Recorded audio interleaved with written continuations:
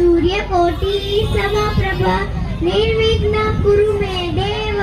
सर्वकार्येषु सर्वदा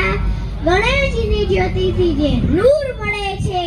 સૌના દિલમાં સુરૂર મળે છે જે પણ જાય છે ગણેશને દ્વાર કંઈક ને કંઈક જરૂર મળે છે તો આવો શ્રી ગણેશ કરીએ